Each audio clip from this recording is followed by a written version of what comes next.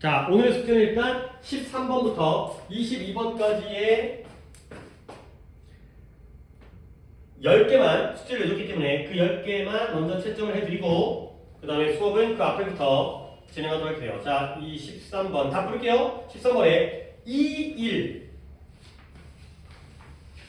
그 다음에 15번에 4, 4, 2, 5가 되겠어요. 4, 4, 2, 5 그 다음에 19번에 1, 1, 2, 3까지가 되겠어요. 그러면 10개가 끝나버리죠. 22번까지였기 때문에. 자, 오늘 10개. 지난 시간 거 아직 오답 남아있는 게 있나? 아닌가? 오답 다 했나? 난 별로 기억이 안 나네. 내가 8번부터 할 거라고 내가 지금 계획을 잡고 있긴 있었는데 그거가 좀 헷갈리네. 오답을 다 했는지 안 했는지를. 일단 오늘 거 기준 10개 중에서 민준이 오답 있어요? 21번 한 개. 20번 한 개? 오케이. 벌써 또 한 개. 식으로 줄어들어요. 20번, 21번. 그러면 일단 내가 해야 될 걸 좀 설명을 드릴게요. 원래 오늘 이제 어떤 걸 위주로 하겠다는 걸 내가 안 알려줬잖아요. 그래서 20번, 21번 하고 내가 원래 14번, 19번 하려고 했거든. 오늘 독해에서 하는. 근데 그 중에 8번부터 한번 시작해 보려고요. 그런 다음에 우리 혹시 미안합니다만 8, 9, 10, 11, 12 중에서 오답이 있는 거 있어요? 저 12번. 그렇죠. 그러면 다시 한번 계획을 잡겠어요. 내가 8번을 내가 해주고 싶거든. 그 다음에 12번 해야 되는데 그 다음에 오늘 오답이 20번, 21번이래네. 그 다음에 할 게 많네. 그러면 이 상태에서 내가 시간에 따라서 더 할지 안 할지를 결정하도록 하겠어요. 일단 4개를 다 보여드릴 거니까. 자, 8번을 하려는 이유는 8번은 오답이 없었지만 이 다크 에이지라는 이 표현을 갖다가 여러분들이 상식적으로, 내용적으로 알아두셔야 돼요. 다크 에이지는 말 그대로 어둠의 시대입니다. 근데 제가 약간 역사 얘기를 좀 하겠어요. 여러분들이 중학교를 졸업한 지 얼마 안 됐기 때문에 중학교 때 배웠던 그 내용들을 알고 있으면 영어 독해에 정말 도움이 돼요. 니네 서양사를 배울 때 솔직히 나도 잘 몰라. 근데 내가 이제 실수하지 않을 정도만 깊게 들어가면 헷갈리니까 난 이제 수박 겉핥기식으로 기본적인 내용 왜 독해에 필요하기 때문에 거기까지만 얘기할게요. 우리가 시대를 나눌 때 고대가 있고요. 그 다음에 중세가 있고요. 그 다음에 근대가 있고요. 그 다음에 현대가 있어요. 우리는 당연히 현대 시대에 살고 있죠. 근데 여러분들 고대와 중세를 나누는 기준이 언제인지 알아요? 이거 중학교 때 배워요.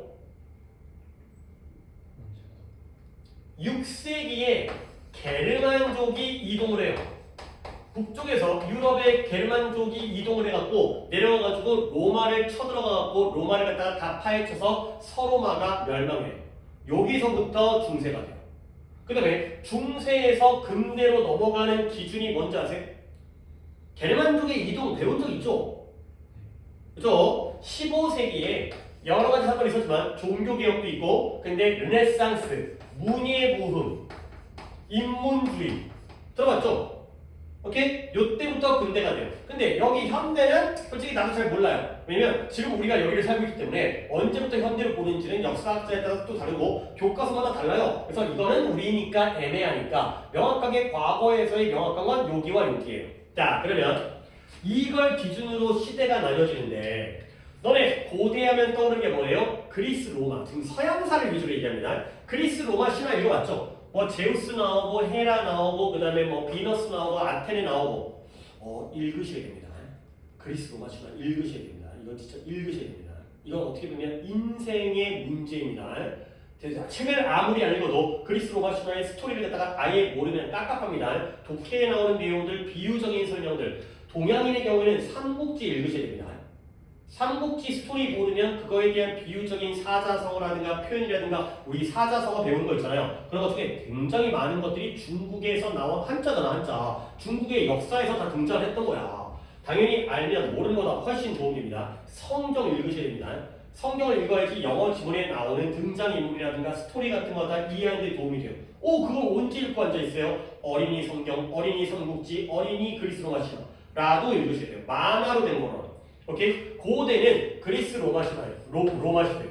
그리스 로마 시대예요. 그러면 이때는 뭐가 중요하냐면 여기 그리스의 올림푸스에 사는 신들 있잖아요. 그 신들이 고귀하고 성스러운 존재가 아니라 맨날 질투하고 싸우고 거짓말하고 배신하는 결국 인간과 다름없는 신들이 등장해요. 결국 이때에는 인간이 중요해요. 인간이 올라갔던 시대예요. 근데 중세는 뭐냐? 중세는 신 위주예요. 신이 최고예요. 아, 노란 분필이 계속 이거 흘렁흘렁거리네. 인간은 하찮은 나부랭이일 뿐이고 신이 고귀한 신성한 존재가 되는 거죠. 그러니까 너네들 상식적으로 너무 부족한 것도 솔직히 내가 수업할 때 어려워요. 나는 영어를 가르치러 온 사람인데 너네들이 책을 워낙 안 읽으니까. 근데 너네만 탓하는 게 아니라 니네 또래 애들이, 우리 요즘의 젊은 층들이 게임하고 핸드폰 보고 유튜브 보고 그러다 보니까 책을 안 읽잖아요. 공통의 문제예요. 공통의. 근데 이 문제들은 너네들이 내는 게 아니라 나 같은 사람들이 내잖아요. 옛날에 책을 읽었던 시대의 사람들이 내기 때문에 당연히 요구치가 너네들의 기준이 아니에요. 책을 다 읽었다 치고 문제를 내니까 어쩔 수가 없어요. 근데 그걸 사이를 갖다가 출제자는 책 읽었다고 생각하고 출제를 해요. 너네들은 책을 안 읽었어요. 그러면 중간에 있는 나 있잖아요. 나. 중간에는 내가 빡세요. 그죠? 너네들과의 그들의 사이를 갖다가 내가 연결을 지어야 돼요. 그러니까 이런 내용들 얘기할 때 아 그게 뭔데? 라고 귀를 닫으시면은 안 돼요. 그죠? 내가 지금 고생하고 있는 거기 때문에 너네도 고생을 해야죠. 배우려고 노력하셔야 돼요. 중세시대는 고딕 양식이라는 게 있어요. 건물을 뾰족뾰족하게 만들어요. 창문도 없어가지고 어두컴컴하고 건물이 아주 화려하고 곡선이 아니라 반듯반듯한 고딕 양식, 고딕 양식이에요. 얘들아, 건물을 왜 이렇게 뾰족하게 만들었을까? 누구에게 가까워지고 싶어서? 신에게 가까워지고 싶어서. 근데 르네상스, 그리고 이때는 그림들도 다 성화라고 성경 속에 나와 있는 거, 천지창조, 찌리리리리 이런 것들, 예수의 일생이라든가 아니면 뭐 예전에 과거에 있었던 그런 신의 어떤 기적이라든가 이런 것들만 그려요. 그런 그 동상도 다 뭐 하느님과 관련되어진 그런 조각상이고요. 근데 르네상스부터 다시 인문주의, 문예 부흥, 다시 인간으로 되돌아오요. 이 정도는 정말 간단하게 정리했습니다. 이 정도는 여러분들이 내용적으로 아셔야 돼요. 이걸 모르면서 독해를 하다 보면 내가 너무 힘들어요. 내가 이걸 당연히 너네들은 문제를 틀릴 거고요. 내가 그걸 납득시키기 위해서 너무 어려우니까 이 정도는 내가 나도 잘 몰라요. 나도 잘 모르는데 틀릴까봐 가장 기초적인 것만 설명을 드렸으니까 이 정도는 아셔야 됩니다. 가볼게요. 독해 한번 해보겠어요. 가볼게요. 다크 에이지라는 이 용어예요. 이 용어. 다크 에이지라는 용어가 코인이라는 게 동전이잖아요. 동전은 어떻게 만들어요? 찍어서 만들어요. 찍는다는 게 뭐예요? 틀에다가 그 금속을 녹여가지고 집어서 찍어갖고 틀에다가 그게 바로 코인이에요. 만들다, 주조하다, 만들다의 뜻이에요. 동전이 만들어지듯이. 이 다크에이지라는 용어가 누구에 의해서 만들어졌다? 이탈리아의 시인 페트라크라는 사람에 의해서 만들어졌어요. 언제? 1300년대. 자, 근데 페트라크는 뭘 사랑했다? 문화는 문화인데 고대 그리스와 로마의 문화를 사랑했어요. 결국 페트라크는 중세 고대 중에서 뭘 좋아했다고요? 다시 한번요. 고대 그리스와 로마의 문화를 사랑했다고요. 어디를 사랑했다고요? 고대를 사랑했다고요. 정신 차리시고요. 뭐 장난치지 마시고요. 그러다 보니까 뭐 했냐? 느꼈어요. 뭐라고 느꼈냐면 Nothing good had happened after the fall of Rome. 로마가 무너진 다음에 어떤 좋은 것도 발생하지 않았다고 느꼈어요. 그러니까 아까 내가 말로 했지만 적어야겠어요. 게르만족이 남하하면서 게르만족이 북쪽에 살던 그 약간 미개한 종족이었는데 날씨가 추워졌대요. 그때 당시에. 그러다 보니까 남쪽으로 찾아가다 보니까 이런 미개한 애들이 인구가 때가 많은 거야. 쪽수가 많은 거야. 그러다 보니까 로마의 훨씬 더 발전된 문화를 막 짓밟았대요. 침략하고. 그래서 서로마가, 원래 서로마가 본토죠. 서로마가 멸망을 해요. 하나 더 적을까? 종교개혁. 루터, 칼뱅. 종교가 썩어 문드러지니까 신위주의 중세의 종교가 잘못되어 있으니까 개혁하자라는 게 바로 종교개혁이죠. 이 정도. 결과적으로 한 번 더 뭐라고 느꼈냐? 서로마가 멸망한 다음에는 어떤 좋은 것도 발생하지 않았다고 느꼈어요. 결국 페트라크는 고대를 좋아하고요. 중세를 뭐예요? 싫어요. 이 다음에는 좋은 일이 안 생겼습니다. 알겠어요? 오케이? 그래서 그는 미들 에이지가 중세죠. 중세 시대를 뭐라고 여겼냐면 시대는 시대인데 violence, 폭력, 빈곤, 그 다음에 무시라는 뜻이 있지만 무지, 무식한 거 있잖아요. 무지, 모르는. 결국 페트라크는 중세시대를 폭력과 빈곤과 무지의 시대라고 여겼다는 거예요. 다시 한번 중세는 마이너스가 되는 거죠. 자, 근데 중세시대는 had their fair share of poverty and warfare, 공정한 몫을 가지고 있었어요. 근데 뭐에 대한 공정한 몫이냐? 빈곤과 warfare, 전쟁이에요. 전쟁과 관련된 일. 빈곤과 전쟁에 올바른 적당한 몫을 가지고 있었고요. 그리고 only a few, 오직 극소수의 사람들만이 글을 읽거나 쓸 수가 있었다는 거예요. 결국 중세시대에는 빈곤과 전쟁이 있었고 글자를 읽거나 쓸 수 있는 사람이 아주 적었기 때문에 좋았다는 거야, 나빴다는 거야? 나빴다는 거예요. 다시 한번 빈곤, 폭력, 전쟁, 그 다음에 무지, 글자를 읽고 쓸지 모르니까 얼마나 무식해. 근데 그 다음에 그러나 이 모든 문제들은 were common, 흔한 일이었어요. 근데 언제? 보스 A and B, 중세시대 이전이나 이후에나 흔한 일이었다는 거죠. 결국 이 모든 문제들이 지금 예시가 몇 가지가 나왔죠?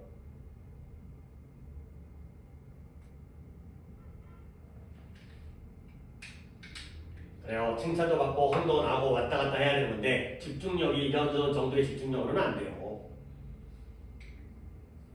이 모든 문제들이 흔한 일이었대요. 이 문제의 예시가 몇 가지가 나오냐고요. 중세시대의 문제에 대한 예시가 몇 가지가 나왔어요. 세 가지 그래요. 1번이 뭐예요? 폭력. 2번이 뭐예요? 빈곤. 3번이 뭐예요? 무지. 아니 이거 왜 그래? 아니, 이거는 안 돼. 이런 건 니네가 해. 선생님 뒤에 나온 건 뭐예요? 봐봐요. 전쟁은 어디에 해당되는 거예요? 1, 2, 3번 중에? 폭력. 빈곤 그대로 2번이고요. 그 다음에 글자를 읽고 쓸 줄 모르는 거 어디에 들어간다고요? 3번에서 여기까지 다 해갖고 3개예요. 아세요? 이 모든 3가지 문제는 중세시대 이전과 이후 똑같이 일반적이었다는 거예요. 결국 고대에도 전쟁이 있었어 없었어? 있었다는 거죠. 근대에도 빈곤이 있었어 없었어? 있었죠. 지금도 무식한 사람 많잖아요. 그렇죠? 뭐 우리도 다 무식하니까. 그렇죠? 그랬다는 거야. 결국 미디어 중세의 문명은 뭘 만들었다? 큰 성과를 만들었죠. 근데 어디에서의 정부라든가 종교라든가 예술이라든가. 결국 내가 중세에 대한 배경 지식을 설명하기 위해서 독해를 했지만 이 독해 자체에서는 이 벗을 기준으로 해서 앞부분은 중세가 플러스 마이너스. 뒷부분은 뭘 바뀌어야 돼요? 플러스. 괜찮다. 그때만 안 좋았던 건 아니다. 그때에도 그만큼의 문제는 있었지만 다른 곳도 마찬가지다가 되는 거죠. 오케이? 그래서 우리가 지금 8번을 했죠. 8번의 답이 이 제목이기 때문에 여러분들 지금 다 맞았죠? 혹시 잠깐만요. 담이가 혹시 월요일날 아니지? 담이 그날 숙제 안 했지? 8번에 오답자는 없었습니다. 제목 답이 뭐예요? 2번에 이게 제목이 이런 식의 질문으로 나오거든요. 그래서 또 어려운데 다크에이지는 중세를 나타내고요. 중세가 정말로 어두웠던가? 라는 질문이죠. 그러면 이 그림의 주제는 이 질문에 대한 대답은 yes예요, no예요? no가 되는 거죠. Not really, 꼭 그런 것만은 아니었어 라는 게 바로 주제가 되겠어요. 제목은 물어보고 끝낼 수가 있다는 거죠. 자, 그 다음에 이제 오늘의 오답을 일단 들어보도록 하겠습니다. 12번도 지난번에 숙제이긴 하지만 12번. 자, 11번. 따옴표가 있다는 건 문장이 쉽다는 거야. 이런 직접적인 말 대화이기 때문에 글이 따옴표가 나오면 쫄 필요는 없어요. 어려운 글은 아니라는 힌트가 되기 때문에 할게요. I'll be the mommy. 야, 내가 엄마가 할게. You be the baby. 너는 아기가 될 거야. 가 되는 거죠. 뭐죠? 3살짜리 애기가 친구에게 지시를 하는 거야. 야, 내가 엄마니까 네가 애기야. 그 다음에 이제 이거 뭐냐? 아가야 울지 마라. 엄마가 너한테 우유병이겠죠. 버틀이 술병은 아니겠죠. 맥주병은 아닐 거고요. 우유병을 가져왔다. 가 되는 거죠. 지금 얘 애기가 친구랑 뭐 하고 있는 것 같아요? 놀이하고 있죠. 소꿉놀이 같은 거 있잖아요. 우리도 남자애들도 어렸을 때 이제 그런 거 하잖아요. 이제 보통 여자애들이 이제 너네도 의사놀이 이런 거 했을걸? 키티 있어갖고 이제 약 주고 이렇게 주사 주고 그런 거죠. 근데 갑자기 또 딴 얘기가 나오는데 너네 장난감 자동차 같은 거 많이 했을 거 아니야. 그치? 자동차가 있으면 이거 보통 이제 자동차 모양이 뭐 대충 이렇게 생겼으니까 너네 이렇게 놀지 않았어요? 자동차 거기 브릉 뭐 이런 거 이런 브릉 막 이러면서 왔다 갔다 하고 뭐 쇼파에서 왔다 갔다 하고 근데 이게 정상이에요. 이게 정상이고 약간 비정상적인 애들은 자동차를 뒤집어 놓은 다음에 브릉 브릉 이렇게 한대요. 이렇게 한대요. 근데 이게 넘어갔어요. 알았어요. 근데 이게 그 자폐증이라고 어티즘이라고 자폐증 자기만의 세상에 갇혀 있는 이런 거 있거든. 그러니까 주변과 소통을 못하고 근데 또 자폐증 환자 중에서 굉장한 능력이 있는 사람도 있어요. 그러니까 계산 졸라 빨리. 그냥 숫자 보면 막 머릿속으로 암산 다 해버려. 막 이런 사람도 있긴 있대요. 그러니까 특정한 능력이 너무 발전돼 있는. 근데 자폐증의 증상이 이런 거래요. 그러니까 이제 자동차가 세상을 돌아가야 되는데 그게 아니라 자동차를 뒤집어 놓고 부릉부릉 이런대요. 근데 내가 어렸을 때가 아니라 우리 둘째가 남자인데 둘째가 어렸을 때 이러고 놀아가지고 깜짝 놀랐잖아. 깜짝 놀고 이 새끼 자폐증이니까 이러고 놀아가지고 어쨌든 간에 뭐 하자는 거야. 제가 잠깐 딴 얘기를 잠깐 했습니다. 어쨌든 놀이하고 있는 거야. 그랬을 때 doing pretend play라는 게 바로 뭐뭐인 척하는 놀이예요. 소꿉놀이. 엄마 역할, 아빠 역할, 애기 역할, 의사 역할, 경찰 역할. 그래서 이런 소꿉놀이를 하면서 애비가 뭐하고 있어요? 이러한 특징들 중에 몇 가지를 보여주고 있어요. 근데 어떤 특징이에요? 일생의 성공을 위하여 필요한 특징들의 몇 가지를 보여주고 있어요. 3살짜리밖에 안 되는 애가 인생의 성공을 위해서 필요한 특징들 뭐예요? 지도력, collaboration. 자, 단어 찾고 있나요? 현우, 리더십이 지도력이고요. collaboration,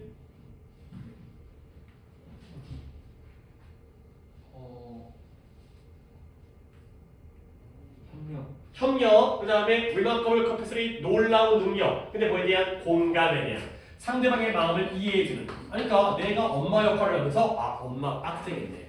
밥도 해야 되고 청소도 해야 되고 아빠 빡세겠네. 회사 가가지고 돈 벌어야 되고 의사 빡세겠네. 환자 치료해줘야 되고 이런 공감에 대한 능력을 갖다가 발전시킬 수 있다는 거예요. 그래서 그녀가 지금 뭐하고 있어요? 상상하고 표현하고 있어요. 뭐냐면 엄마와 아기 둘 다의 퍼스펙티브 뭔 뜻? 중요합니다. 민준이 당연히 알겠지만 뭔 뜻? 대표하는? 오?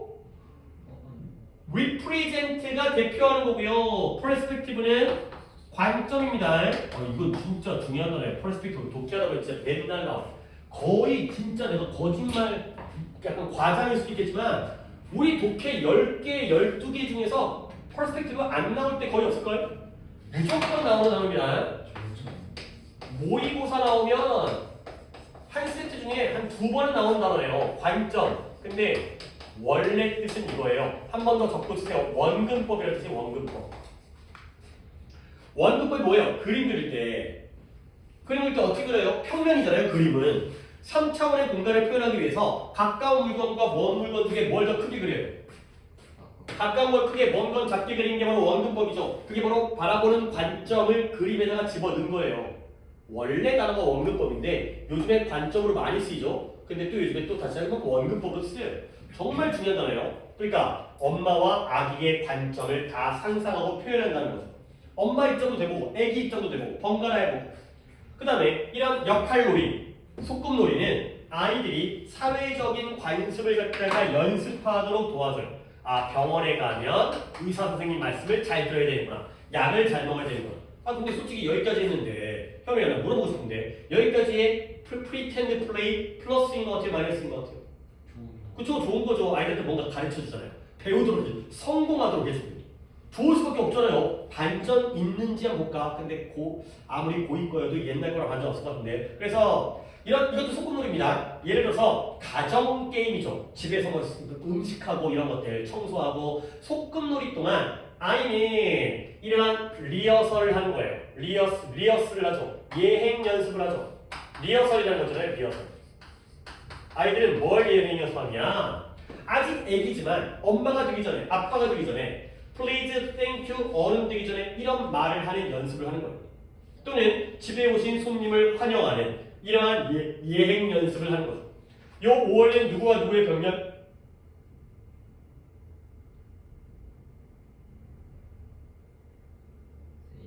수행과 웰커밍. 그러니까 뭔가 예의 바른 말도 예행 연습을 하고 손님 초대한 다음에 오셨어요. 이런 것도 예행 연습하는 거예요. 계속 플러스죠. 그래서 케이글 맥도널드라는 사람인데요. 아동 연극 감독이에요. 아동 연극 감독인 맥도널드 아저씨가 뭐라고 얘기하느냐? 그건 매우 강력하대요. 근데 언제가 강력하냐? 아이들이 그들의 아이디어를 생각을 얻을 수가 있어요. 근데 이 놀이에 대한 생각이 동료들에 의해서 받아들여질 수가 있도록 시킬 때 그때 매우 강력해진다. 그러니까 우리가 또 구문을 하고 있으니 get 동사, his ideas가 목적어, 그 다음에 accepted가 목적격 보어가 되겠어요. 오늘 이런 거 하잖아. 지금 오늘 숙제가 이거였잖아. 애들이 자기 생각이 친구들에 의해서 받아들여지도록 할 때 그 역할놀이, 그 소꿉놀이는 굉장히 강력해진다. 내가 이제 이거 이따 공부 시간에 얘기하겠지만 아이디어가 accept를 하는 거예요? 당하는 거예요? 당하죠. 아이디어가 동료들, 친구들에 의해서 받아들여지기 때문에 수동이기 때문에 과거분사 PP를 쓰는 거죠. 오늘 구문이 거의 다 이거더만. 오케이? 다시 한번 역할놀이, 소꿉놀이 플러스가 되는 거죠. 어디에? 아이들의 성장, 아이들의 발전 뭐 이런 것들에. 오케이? 답은? 그죠? benefit 이거 받아가는 거죠. pretend play의 benefit. 너의 처음에 오답은? 저 4번에 아동 교육의 중요성. 근데 이게 소꿉놀이는 솔직히 교육은 아닐 수도 있어요. 그죠? 애들이 지들끼리 하는 거잖아. 물론 엄마가 뭐 장난감 같은 거 좀 사다 줘야겠지만 돈은 좀 들어야겠지만 애들끼리 하는 거기 때문에 이걸 교육이라고 얘기하기에는 좀 거리가 있을 것 같아요. 오케이. 그 다음에 또 이제 아까우니까 단어가 이거 하나 갖고 하기엔 좀 아까우니까 empathy 가지고 내가 좀 단어 정리 좀 해드릴게요. 자, empathy는 아까 얘기했듯이 공감입니다. 공감. 그 다음에 sympathy라는 게 있어요. sympathy와 compassion과 sympathy는 얘는 동정이에요. 동정.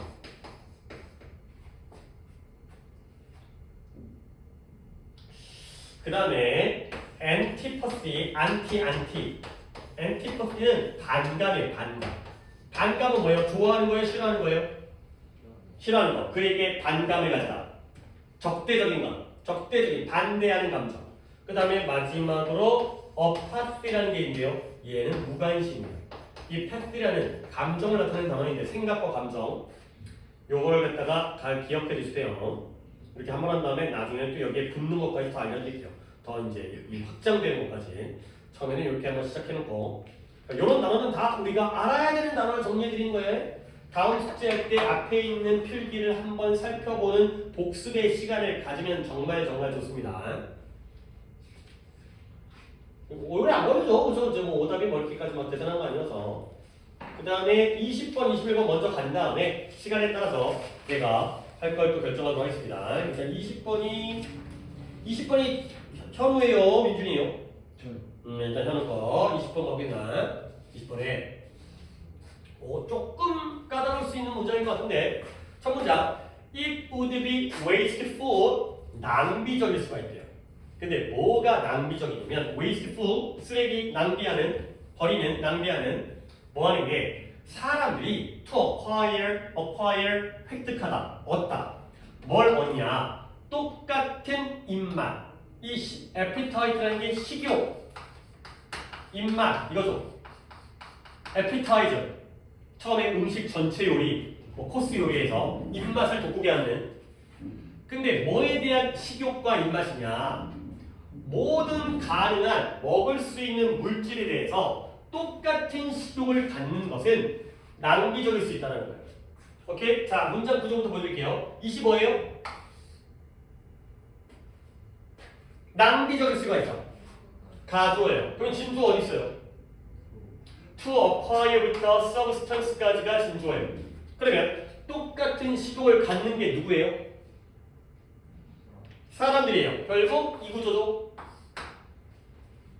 현우야 이렇게 글자 안 쓰고 이렇게만 표기해도 동그라미가 가주어고요. 세기가로가 진주어고요. 이 for people이 의미상의 주어예요.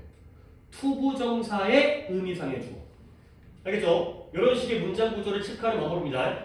사람들이 모든 가능한 먹을 수 있는 물질에 대해서 똑같은 식욕을 갖다가 획득하는 건 낭비적일 거라는 거예요. 자, 그래서 한 문장 더 보내면 내가 좀 예시를 들어드릴게요.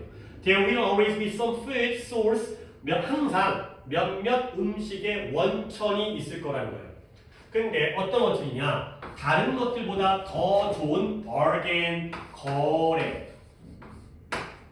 다른 것들보다 더 좋은 거래인 어떤 음식의 원천은 분명히 존재할 거라는 거예요. 한 문장 더 볼까? 예를 들어서 서양인들은 disgusted에 뭐예요? 혐오감 있는 역겨운 이거죠. 혐오하는 역겨운. 서양인들은 뭐에 대해서 곤충을 먹는 거에 대해서 혐오감과 역겨움을 느껴요. 근데 그러나 그것들은 몇몇 열대 지역에서는 favor, 선호되어져. 이때 이 개인은 뭘 가리킬까요? 그쵸? 서양 사람들은 곤충을 싫어하지만 열대 지역에서의 곤충은 오히려 선호되어진다는 거야. 자, 중간에 내가 약간 다른 얘기 할 건데 니네 사람마다 치킨 먹을 때 그 닭다리를 좋아하는 사람도 있고 퍽퍽살 좋아하는 사람도 있잖아. 그치? 보통 다리살 다 좋아하나? 나는 퍽퍽살 좋아하거든. 그 다음에 고기 먹을 때도 약간 기름기 있는 부분을 좋아하거나 아니면 살코기 있잖아요. 그치? 그걸 좋아하는 사람도 있잖아요. 그치? 그러면 생각해봐봐요. 가족끼리 그 입맛과 취향이 똑같은 게 좋을 것 같아? 서로 다른 게 좋을 것 같아? 그치. 그러니까 치킨 한 마리 시켜 먹으면 다 닭다리 먹으려고 달려들게 되면 싸우잖아요. 퍽퍽살은 다 남겨두고. 그러니까 약간 취향이 좀 달라야 너는 이거 먹고 너는 이거 먹고 고기 먹으러 가서도 너는 이제 기름기 있는 거 먹고 나는 살코기 먹고 이렇게 된다는 그 얘기예요. 그러니까 우리 모든 인간이 모두가 다 하나의 음식에만 꽂혀 있으면 그거는 다 사라져버리고 맛없는 겁니다. 먹기 싫은 것만 남을 거 아니에요. 근데 우리의 입맛이 다 어때? 달라요. 그러니까 오히려 유리하지. 너는 이거 먹고 나는 이거 먹고 이럴 수 있다는 거야. 그 얘기가 되니까요. 다시 한번 사람들이 모든 가능한 먹을 수 있는 물질에 대해서 똑같은 동등한 식욕을 가지고 있는 건 좋아 안 좋아? 안 좋아요. 결국 누군가에게는 다른 것보다 더 좋은 거래인 음식 원천이 있다는 거야. 누구한테는 이게 더 좋은 거래고요. 누구한테는 이게 더 좋은 거래고요. 그 예시가 바로 서양 사람들은 곤충을 싫어하는데 오히려 열대 지역의 사람들에 의해서는 그 지역에서는 곤충이 좋아지는 거죠. 그렇지. 우리가 다 물론 뭐 비싼 건 소고기가 더 비싸지만 가끔 어떨 때는 돼지고기 삼겹살이 더 맛있을 때도 있어요. 돼지갈비가 더 맛있을 때도 있고요. 그러니까 소고기만 먹게 되면 돈이 너무 많이 나가니까 한우 투뿔만 먹게 되면 가끔은 돼지갈비도 먹어주고 돼지 삼겹살도 먹어야 되는 거죠.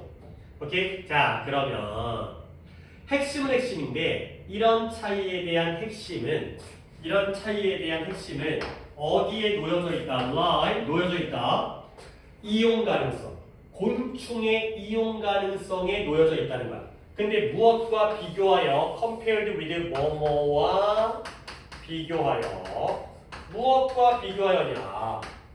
동물의 살코기. 우리 고기 있잖아, 고기. 동물의 살코기의 이용 가능성과 비교해서 곤충의 이용 가능성에 놓여져 있다는 거죠. 자, 이게 뭔 말일지 다음 문장에 들어볼게요. 봐봐요. In tropical region이 어디라고요? 열대 지방에서는 커다랗고 영양가 있는 곤충들이 이용 가능해요. 근데 어떻게 해요? 빽빽한, 밀집된 무리. 당연히 더운 지역과 추운 지역 중에 어디가 더 곤충이 많겠어요? 더운 지역이 우리 여름에 모기 많잖아요. 물론 요즘에는 한여름에는 더워서 걔네도 안 나오지만 보통 가을에 많지만 근데 겨울에 지금은 없잖아요. 모기들이. 그러다 보니까 열대 지역에서는 벌레가 커요. 그 다음에 영양가가 있어요. 그러다 보니까 결국 곤충을 모으는 게 더 쉽죠. 근데 뭐 하는 것보다 동물을 기르는 것보다. 그러니까 열대 지역에서는 동물과 곤충 중에서 뭘 더, 물론 뭐 고기 먹는 걸 좋아하는 사람도 있겠지만 뭘 더 좋아해? 곤충을 좋아하는 거야. 근데 유럽은 아무래도 열대보다는 고위도니까 유럽인데 유럽은 어때요? 춥고 건조해요. 거기서는 곤충이 비록 영양가가 있긴 하지만 걔네가 더 드물어요. 그 다음에 크기가 어때요? 작아요. 곤충 잡아봤자 진짜 우리가 먹는 모기 먹어서 뭐 할 거야 그거. 입맛만 버리죠. 그래서 상당히 값비싸요. 뭐 하는 게 그들을 찾아서 모으는 게 값비싸죠. 근데 무엇과 커다란 동물, 소나 돼지를 사냥하고 기르는 것에 파운드당 비용과 또 비교해야 돼. compared with, compared to 그럴 때 이게 더 비싸다는 거. 결국 유럽 사람들은 곤충과 고기 중에서 뭘 더 좋아해? 고기를. 왜? 고기를 구하는 게 더 어떠니까? 더 쉬우니까. 그래. 그래서 더 bigger, 더 크고 더 풍부할수록 뭐가? 그 생명체가 더 more likely, 더 가능성이 있죠. 근데 뭐 할 가능성이 있다? 그들이 먹기에 좋다고 여겨질 가능성이 있다는 거죠. 지금 내가 독해 이해 때문에 일단 밑줄만 엄청나게 긋고 내가 단어 독해가 정확하게 필기 안 해주고 있는데 일단 문제부터 맞춘다는 거죠. 설명할 거 되게 많았어요. 설명이 되게 많았는데 일단 조금 먼저 문제부터 푼 다음에 그 다음에 설명할 거 하겠습니다. 결국 사람마다 음식에 대한 취향은 다르다. 근데 그건 왜 다르다? 물론 아까 내가 예시는 우리 집을 얘기했지만 여기서는 문화마다 지역마다 왜 그런다? 그 동네에서 구하기 쉬운 걸 좋아하죠. 그러니까 생각을 해봐. 우리가 이제 이런 진화도 생각을 하는 게 예를 들어서 여기가 열대지방이야. 그러면 개인 간의 차이가 있잖아요. 곤충을 좋아하는 사람이 있을 거고 고기를 좋아하는 사람도 있었겠죠. 근데 열대지방은 뭐가 더 풍부해? 곤충이. 그러면 얘 먹는 애들은 더 힘이 나가지고 잘 싸울 거고 얘를 좋아하는 애들은 맨날 먹기 싫은 곤충 먹다가 막 배탈 나고 설사하고 고기 좀 먹었으면 좋겠다 힘이 없어. 그러니까 얘들은 멸종하겠죠. 그러니까 열대지방에는 곤충을 좋아하는 사람들만이 남을 수밖에 없다는 거죠. 유럽 지방에서는 곤충을 좋아하는 애가 있을 수 있어요. 그렇죠? 근데 고기가 더 풍부하다 보니까 이거 좋아하는 애들은 멸종했을 거라는 거죠. 이런 것들이 항상 이 생물학에서 유전에서 이런 것들이 항상 배경에 내용이 되는 거죠. 그러면 일단 현우가 답을 찾은 다음에 내가 문법적인 설명을 여기다가 좀 시간을 좀 들여서 다시 한번 설명을 드려야 맞네요. 오케이? 답 찾아보시면 1번에 먹을거리 또는 먹을거리에 대한 취향, 입맛은 환경적 요인에 의해서 결정되어진다. 어떤 동물이 더 풍부한지에 따라서 그런 거에 따라서 먹을거리에 대한 취향이 달라지게 되는 거죠. 자 이제 문법 좀 얘기를 하겠습니다. 솔직히 앞부분의 경우에는 다 얘기를 했었는데 내가 여기부터 멈췄어요. 봐봐요. 유럽은 유럽인데 어떤 유럽이에요? 날씨가 더 차갑고 건조해요. 이런 where를 우리가 뭐라고 하죠?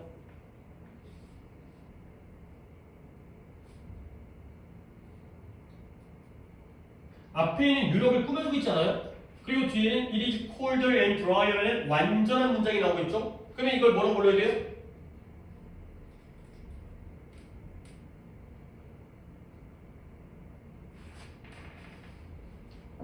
이거는 현우의 문제가 아니라 민준이의 문제예요. 민준이가 대답을 해주면 현우한테 내가 설명해주면서 현우야 이것도 우리가 배우기 전에 일단 이런 식으로 머릿속에다가 한번 익숙해지자. 일단 만나보자 라고 내가 설명을 하는 게 바람직한 우리의 수업인데 나한테 이걸 3번 정도, 3번까지는 아닌가? 2번 배웠던 민준이가 모르고 있으면 내가 이걸 얘기를 못 꺼낸다니까요. 앞에 있는 유럽을 꾸며주면서 뒷문장이 완전해요. Where, when, why, how 그 용어를 네가 잊으면 절대 안 되죠. 아무리 용어가 까먹었을까 하더라도 이 정도의 용어는 잊으면 안 돼요. 뭐예요? 생각이 안 나나 보네. 큰일 났네. 관계 부사가 되겠습니다. 아무리 까먹어도 관계대명사 관계 부사라는 용어를 까먹으면 안 되죠. 민준아 안 되겠다. 너 관계 대명사 4개 얘기해봐. 형은 한번 들어보세요. 조동이 얼마나 잘 읽는지를 갖다가. 그리고 너도 좀 집중하고 솔직히 너한테는 힘들지. 적지도 않고 필기도 안 돼 있는데 어떻게 이걸 머릿속에다가 잘 집어넣겠어요. 하지만 익숙해지자는 거야. 한 번 들어보고 문법 때 들으면 그때 처음 듣는 것보다 나으니까. 관계대명사 4개 뭐 있어요? who 그렇게 하면 안 되죠. which가 됐고요. 또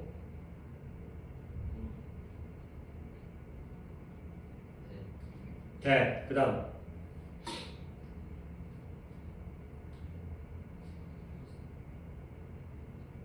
관계 대명사 4개예요. 자, 현우는 머릿속에 잘 안 들어오겠지만 내가 말해볼게. 선행사가 사람일 때 쓰는 게 누구예요? who예요. whom, who는 여기서 포함된 거예요. 지금 여기서는 선행사가 사물일 때 쓰는 게 뭐예요? which에. 그 다음에 선행사 사람 사물 다 쓸 수 있는 게 뭐였죠? 아까 얘기했던 that이고요. 마지막 선행사가 없을 때 쓰는 게 제일 특이한 식기가 나와 있죠? 뭐예요? what이 되겠어요. 자, who, which, that, what. 얘가 바로 관계대명사 4개예요. 그러면 관계부사도 4개예요. 어떻게 되죠? 장소 where가 있죠. where. 자, 유럽이 뭐예요? 장소죠, 장소. 지역이잖아. 그러니까 where죠. 시간 when.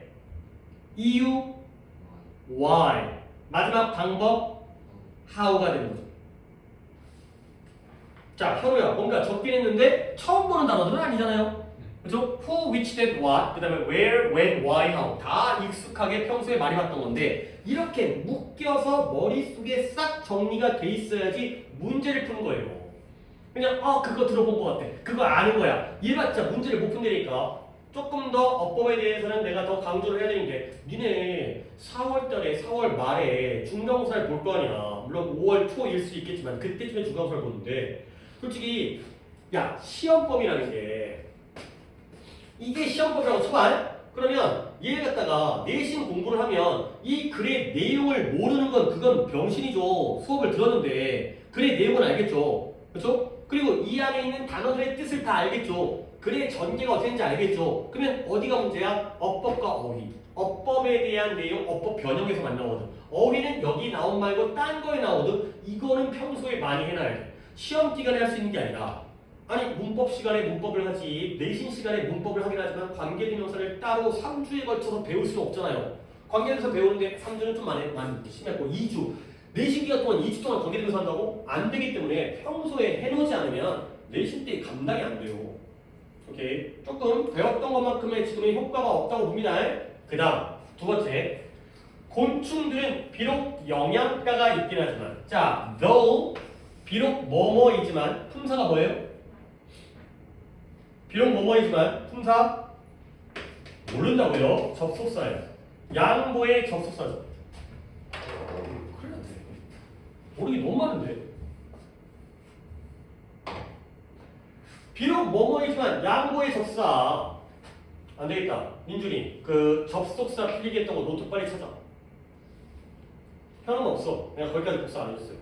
그 대명 그 지금 우리가 진행하는 투부정사, 동명사, 분사까지만 필기를 해줬고, 아니 복사를 해줬고 담임 거를.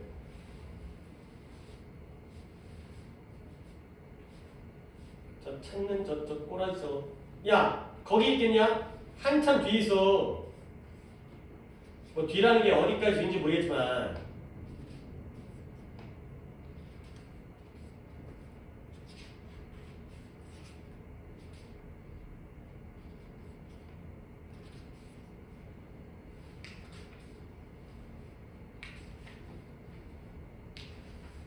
오씨 안되겠대. 니네 지금 이제 뭐 입학이야 한 달 반 남았지? 한 달 반 좀 안 남았네요. 지금 1월 21일이니까. 근데 중간고사까지는 한 2달 남은 거지. 2달 아니 두 달이네. 2달 반 남은 거죠. 아니 이제 그 계산이 안 되냐? 4월 말이라고 치면 지금이 1월이니까 2월 말 3월 말 4월 말 석 달 조금 더 남은 거죠. 석 달 좀 더 남은 한 100일 남았죠. 중간고사 때까지. 오.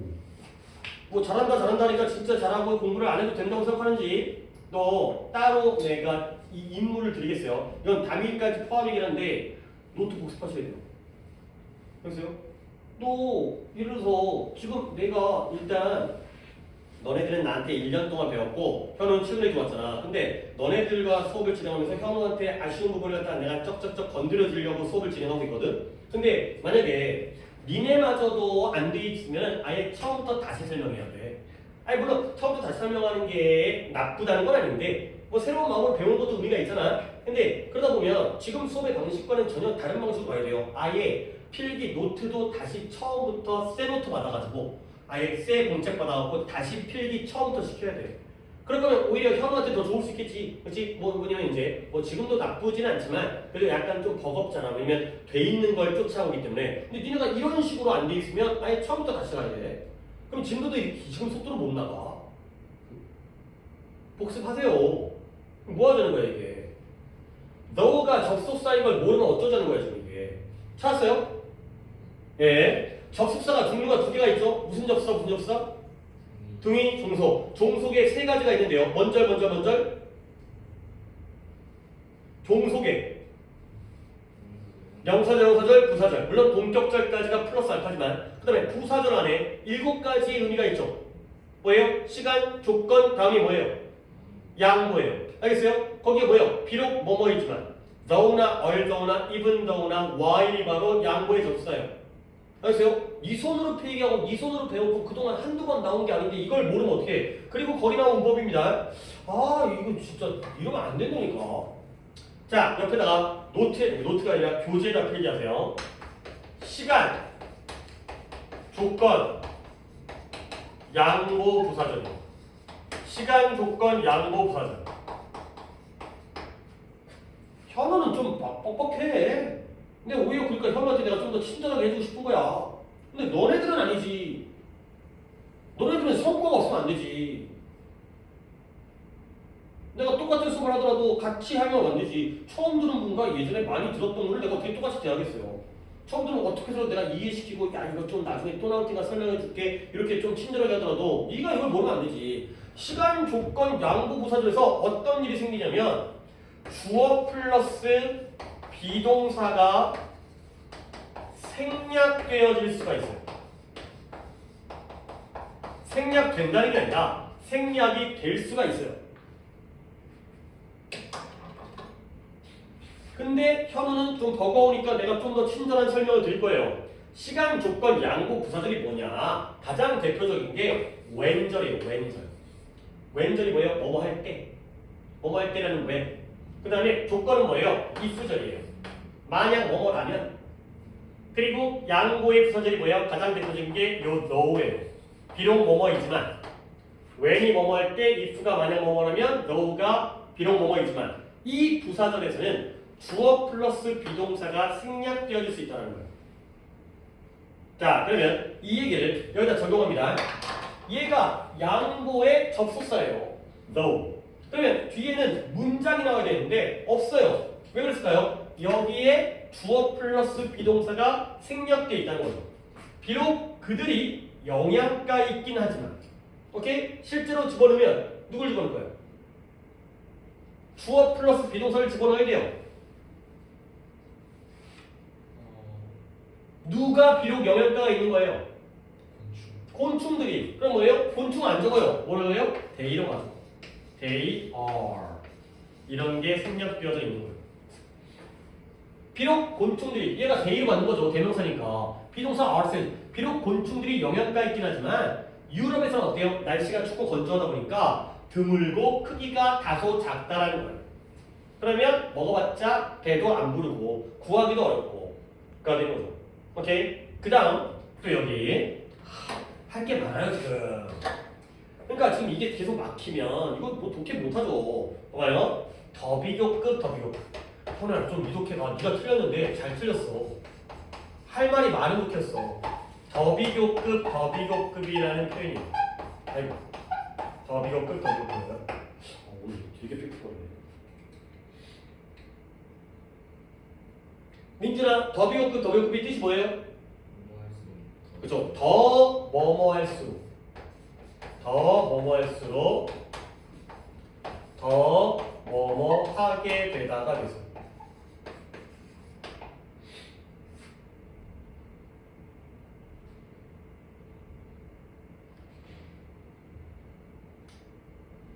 자, 그리고 나서 이 문장 아까 내가 해석을 했지만 아까는 이제 이런 설명 없이 그냥 대충 의미 파악하고 답변 적었기 때문에 the bigger, more abundant예요. 더 비교급이죠.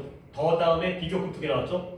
어떤 생명체가 생물이 더 크고 더 풍부할수록 the more likely 가능성이 더 커지죠. 뭔 가능성? 그것들이 먹기에 좋다고 여겨질 가능성이 더 커지게 된다. 이 지역에서 많고 클수록 그 동네 사람들은 아 이게 먹기에 좋겠네 라고 여겨질 가능성이 더 커지게 된다. 그러니까 더비교급 더비교급 되게 중요합니다. 지금이야 중요한지 못 느끼겠지만 이게 주제가 되버려요. 더비교급 문장은 대부분 주제인 경우가 많기 때문에 그리고 아까 문제 풀었듯이 먹을거리가 환경적 요소에 따라서 그 다음에 나머지 넘어갑니다. 21번. 21번 한 다음에 하나 더 할 수도 있을 것 같긴 한데 자 21번 볼게요. 이거는 이제 민준이 오답이죠. 왜요? 뭐 이 정도 오답 같은 거 한두 개 틀려준 거 좋아요. 자 수백 년 동안 사람들은 믿었어요. 뭘 믿었느냐? 아리스토텔레스입니다. 아이 뭘 또 이제 그 역사 얘기하다 보니까 배경 지식을 갖다가 아주 알아야 되는 게 니네 이 정도만 얘기할 거야. 또 내가 자세히 얘기하면 내가 또 틀리니까 실수하니까 기본적인 것만 소크라테스 알아요? 네. 들어봤죠? 물론 뭐 우리가 개인적으로 아시는 건 아니지만 소크라테스의 제자가 누군지 알아요? 물론 제자 많겠죠. 위대한 철학자였으니까 여러 사람을 가르쳤겠지만 대표적으로 맨날 독해에 나오는 플라톤이 소크라테스의 제자예요. 그 다음에 플라톤의 제자가 누구예요? 아리스토텔레스가 이 사람도 들어봤잖아요. 유명한 사람이에요. 아리스토텔레스가 플라톤의 제자예요. 그러면 아리스토텔레스의 제자가 누군지 아세요? 알렉산더예요. 알렉산더는 미케네 왕국의 왕이죠. 전 유럽을 다 통일했던 결국 철학자였거든요. 이 아저씨는 정치까지 했어요. 그래서 왕을 가르치는 왕의 스승이 된 거예요. 그래서 이제 얘가 어렸을 때부터 알렉산더 대왕이죠. 알렉산더 대왕. 이제 유럽을 통일했던 미케네 왕국의 그걸 가르쳤던 정치도 하면서 그 왕을 그 국왕을 갖다가 가르치는 연구죠. 이런 관계입니다. 그렇죠? 물론 독해하다가 너무 많이 나오기 때문에 얘들의 학설까지를 내가 여기서 정리해주면 좋겠지만 솔직히 이걸 내가 정리할 정도의 능력은 안 돼요. 그러니까 얘는 어떤 거고 얘는 어떤 거고 그건 아예 이런 철학 수업이 되버리기 때문에 그때 나올 때 설명을 하고요. 일단 이거 정도는 알아두시는 게 좋아요. 자 일단 그다음 갈게요. 그러니까 이런 배경식이 필요해서 내가 알려준 거니까 내가 이거 뭐 잘난 척해서 뭐겠어요? 이게 뭐 잘난 척도 아니고 뭐 남을 다 아는 건데 이 정도의 스승 제자 관계의 어떤 계보가 이렇게 된다는 건 알아두세요. 자 사람들이 몇백 년 동안 수세기 동안 아리스토텔레스가 옳다고 믿었어요. 없겠죠. 훌륭하신 분이니까. 근데 언제 그가 뭐라고 말했냐면 또 나왔다. The heavier an object was, the faster it would fall to earth가 되겠어요. 더 비호급이네요. 한번 현우 한번 해석해볼까요? 더 뭐뭐 할수록 더 뭐뭐 하게 되나? 그쵸? 어떤 물체가 더 무거울수록 그것이 땅에 더 빠르게 떨어진다라고 믿었다는 거예요. 오케이? 그러니까 예를 들어서 우리가 옥상 같은데 옥상 올라가지고 던지면 요즘에 난 문제가 많더만 뭐 애들이 장난친다고 벽돌 같은 거 떨어뜨려가지고 지나가는 주민들 맞고 죽기도 하고 그러니까 진짜 그런 거는 뭐 너네들이 그럴 애들은 아니지만 높은 데서 뭘 떨어뜨리면 난리 나는 거죠. 근데 또 애기들이 그러잖아. 그러니까 촉법소년 해갖고 이제 형사팀 안 물고 아무도 이제 범죄 중재 이런 가지 안타까운 상황이 벌어지는데 그러니까 생각해봐요. 우리가 너무 극단적인 예시지만 벽돌과 깃털을 떨어뜨리면 뭐가 더 빨리 떨어져? 벽돌이 더 빨리 떨어져요. 물론 이유는 다른 이유지만 우리는 상식적으로 무거운 게 더 빨리 떨어질 거라고 생각한다는 거지. 근데 알고 보면 공기 저항 때문이죠. 벽돌이 저항을 들어갖고 그 깃털의 경우에는 이제 공기 저항을 많이 받으니까 살랑살랑하고 떨어진 건데 근데 아리스토텔레스가 역대 가장 위대한 철학가, 사상가로서 여겨졌죠. 그러다 보니까 결국 그는 분명히 틀릴 리가 없을 거라는 거야. 오케이? 사람들은 아리스토텔레스의 얘기를 뭐 했다? 믿었다. 가 되는 거죠. 물론 누군가가 could have taken 자, 미준 치고요. 우리 지난 시간인가요? 지난 시간 아닌 것 같아요. 우리는 지난 시간에는 월요일날 곤충이었기 때문에 시간이 없어가지고 문법 수업은 못 나갔으니까 지지난 시간에 조동사의 과거형 have pp 나왔을 때 could have pp 외웠습니다. 뜻이 뭐였죠? 뭐뭐 할 수 있었을 텐데 뭐뭐 할 수 있었을 텐데 필기돼 있어요 이거. 그러니까 필기돼 있는 게 노트에 있다라는 거죠. 현우 노트에도 이거 중요하다고 했던 거죠. 기억나요? 뭐뭐 할 수 있었을 텐데 했어요 안 했어요? 했어요 못했어요? 못했어요. 할 수 있었을 텐데 했었어야 했는데 했었을 텐데 할 필요가 있었는데 다 못한 거예요. 언제 못한 거예요? 과거에. 그래서 좀 기분이 좋아요 안 좋아요? 안 좋아요. 그거였잖아요. 누군가가 두 물체를 가지고서 하나는 무겁고 하나는 가벼워요. 그것들을 높은 위치에서 떨어뜨릴 수도 있었을 텐데 근데 뭐 하기 위해서 to see whether or not 인지 아닌지 뭐인지 아닌지 진짜 무거운 물체가 먼저 떨어지는지 아닌지를 보기 위해서 누군가가 무거운 물체와 가벼운 물체 두 개를 가져다가 높은 위치에서 떨어뜨릴 수도 있었을 텐데 했대 안 했대? 안 한 거야. 그냥 듣고 아리스토텔레스가 무거운 건 떨어진다 빨리 떨어진다니까 그랬겠지. 그렇죠? 아무나 솔직히 어려운 일 아니잖아요. 높이 가서 떨어뜨리면 되는 거였잖아요. 근데 그렇게 안 했기 때문에 안타까운 거죠. 그리고 요 and의 병렬은 누구와 누구의 병렬이에요?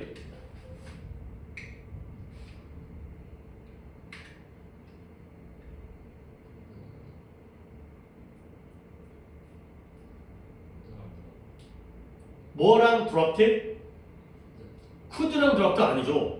아니요. dropped 맞아요. dropped 맞는데 B는 이건데 A가 두 개의 물체를 가져다가 떨어뜨릴 수도 있었을 텐데 가 된 거죠. 알겠어요? 민지 다시 한번 뭐가? could have taken의 taken과 dropped의 명령이죠. could have pp and pp 가져다가 떨어뜨릴 수도 있었을 텐데 아시겠습니까? pp와 pp끼리 명령이에요. could have pp 근데 안 했다니까. 근데 안 한 거야. 그러나 바로 나오네요. 이제 여기서 더 자세하게. 그러나 어느 누구도 했대요, 안 했대요? 안 했대요. 이때 안 했다는 게 뭐라는 거예요? 가져다가 떨어뜨리지 않은 거지. 근데 언제까지? 거의 2000년이 지난 거예요. 아리스토텔레스가 기원전 또 이런 거 얘기하면 내가 실수하니까 기원전 한 300 BC 300 지금부터 2300인가 2400인가 전이거든요. 그러니까 이런 연도 나오면 내가 또 헷갈리니까 이런 거 내가 좀 적을 수가 없어요. 이해했다가 이제 또 틀리니까. 졸라 오래된 거. 2000년 더 전 이상 지금부터. 근데 거의 2000년. 아리스토텔레스가 거의 죽은 다음에 거의 2000년까지. 그래서 언제? 1589년. 그러니까 아리스토텔레스는 기원 전이니까 기원 전부터 1589니까 거의 1600년 플러스입니다. 2000년 가까이. 갈릴레오 갈릴레이 아는 사람이죠. 들어봤죠? 그렇죠? 지동설. 그렇죠? 하늘이 도는 게 아니라 땅이 돈다라고 얘기했던 지동설의 갈릴레오가 someone 소환한 거예요. 소환. 게임 같은 거 하다 보면 소환하는 거 나오잖아요. 소환하는 게 뭐야? 불러내는 거죠. 뭘 불러내냐?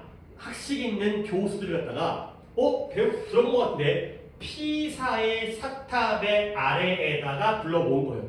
피사의 사탑? 솔직히 이탈리아에 피사에 있는데 안 가봤어요. 어디 가면 있어요? 서울랜드 가면 있어요.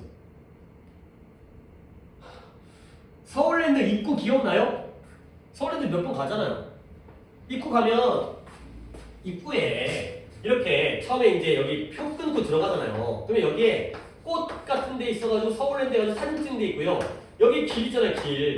그 다음에 서울랜드 알죠? 여기 동그란 공 같은 거 있죠?